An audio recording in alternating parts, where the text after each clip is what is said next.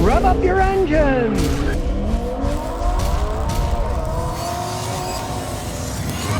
Stuntman12 says, what do you think of the new Silverados with the 4-cylinder engine turbo? I think it's another dumb GM idea. Let's face it, their 4-cylinder engines, they've been proven to be garbage over the last decade and a half. Why would you put a turbo 4-cylinder engine in that big Silverado full-size pickup? People drive full-size pickups for one main reason. They want a fast pickup. They want to be able to haul a lot of crap in the bed, or they want to tow. I even tell people, if you really are serious about towing, forget any gasoline engine and get a diesel engine. So why on earth anybody would buy a 4-cylinder gasoline engine in a big American pickup truck? I forecast, you can watch Scotty's forecast, see what it's like. You can laugh at me in the future or say, oh my God, he was a genius. See 2 or 3 years now how that 4-cylinder engine sold in the Silverado. I'll bet you it's a complete failure. Zach Waldar says, what do you think of a 2014 Civic Si for a daily driver? It's fun and still practical. Yeah, you know, those are good vehicles, especially if they're a standard transmission. They can just run forever.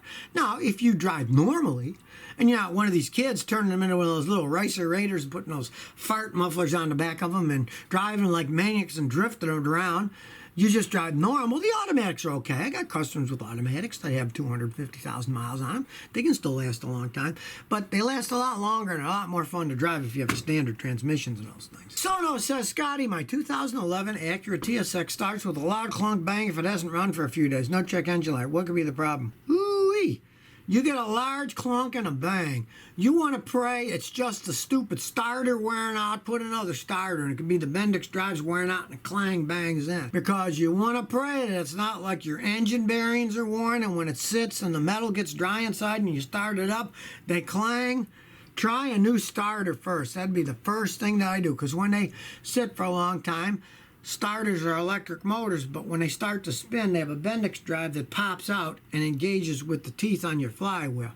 And if it's going out, it can do that. Pray it's just your starter. Austin Croker says, Scotty, are the new Toyota Honda Civics made in Canada better than those made in the U.S.? I have to say yes to that, because I grew up in Niagara Falls, New York. There was one on each side, Niagara Falls, New York, and then Niagara Falls, Ontario. We had a lot of cars that were made in Oakville, Ontario. Ford plant was there.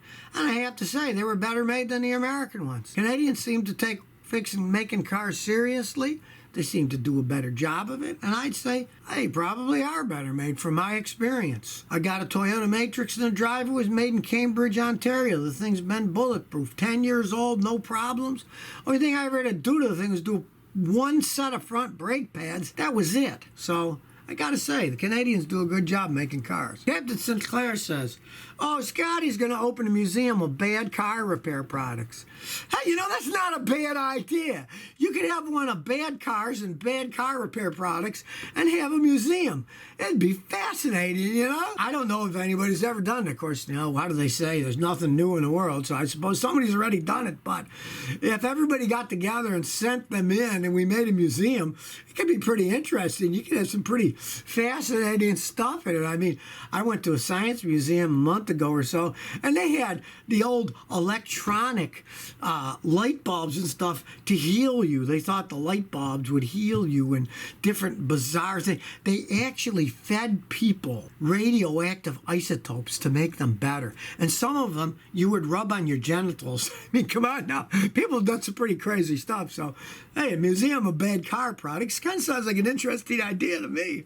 I like it. Charbel Sassine, is it bad not to drive a car too much? 10 months ago, my father bought a 2013 Mercedes ML350 4MATIC, and he drove it maybe 6 times since then in 10 months. Yeah, it is bad. Vehicles are not made to be sitting and not used. Rust, corrode, the seals will start to crack. The tires will dry rot because they're sitting in one position all the time and not rolling. It is not a good idea to buy a car and drive it 6 times in 10 months. I mean, why did he even buy the stupid thing? He should just Uber everywhere. Save himself a lot of money, you know? Why buy one if you're not going to drive all that much? But it isn't good for a car to sit. They're made to drive. You take a car like that Mercedes, it's got so many computer modules in it. Some of them have 67, 77 separate modules. They all drain the electricity a little, and usually the battery will go bad just sitting there with a modern car like that. So if you never want to miss another one of my new car repair videos, remember to ring that bell.